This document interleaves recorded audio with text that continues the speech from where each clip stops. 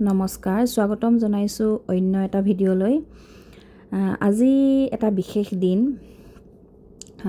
এইফালেদি মই চিলাপথাৰ পূৰ্বাঞ্চল মহাবিদ্যালয় গৈছিলোঁ।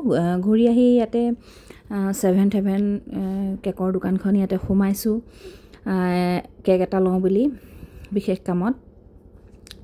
তাৰপাছতে এই সৰু ল'ৰাই কেক খাই খুব ভাল পায়। এনেও সৰু ল'ৰা ছোৱালীৰ কেক খুব প্ৰিয়। লগতে সিও ইয়াতে পচন্দ কৰি 2 পিচ কেক লৈছে খাবলৈ বুলি। গাড়ীত বহিয়ে খাব বাৰু। আৰু ময়ো বিশেষ কামৰ বাবে কেক এটা ইয়াতে কিনি ল'লোঁ।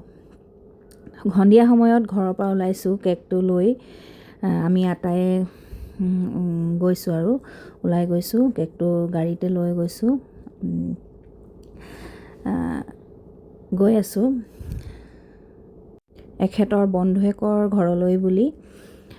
আজি হৈছে আমাৰ বিবাহ বাৰ্ষিকী। আমাৰো বিবাহ বাৰ্ষিকী আৰু তেওঁলোকৰো একেদিনাই। তেওঁলোক দুয়োজনে খুব নলেগলা লগা বন্ধু।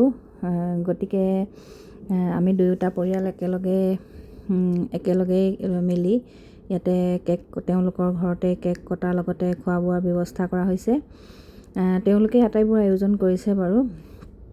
লগতে আলহী অতিথিৰো নিমন্ত্ৰণ কৰিছে, মিতিৰ কুটুম। তাতে গৈ দেখিলোঁ মাংস ৰান্ধি আছে জুইতে, পুৰিছেও, লগতে মুৰ্গী মাংস ৰান্ধিছে। আকৌ ইয়াতে এনেদৰে কেকৰ তেওঁলোকৰ ফালৰ পৰাও কেক তেওঁলোকৰ মানে বাইদেউৰ নবৌয়েকেও কেক আনিছে, কেক কটাৰ ব্যৱস্থা কৰিছে। আটাই যিহেতু লগ খাইছে খুব ফূৰ্তি হৈছে। আজি তেওঁলোকৰ 17তম বিবাহ বাৰ্ষিকী আৰু আমাৰ 12তম বিবাহ বাৰ্ষিকী।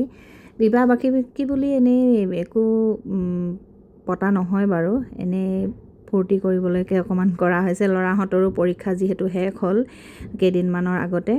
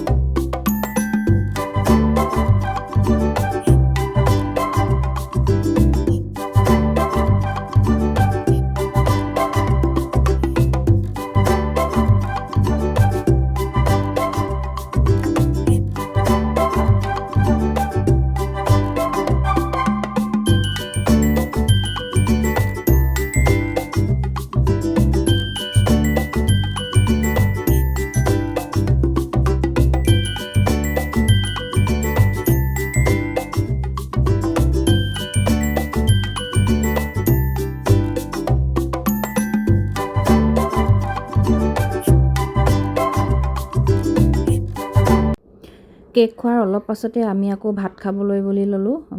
কেইজনমানে ওপৰৰ ডাইনিঙতে খোৱা হ'ল আৰু তেওঁলোকে এয়া জুইশালতে বহি আটাই খাই আছে।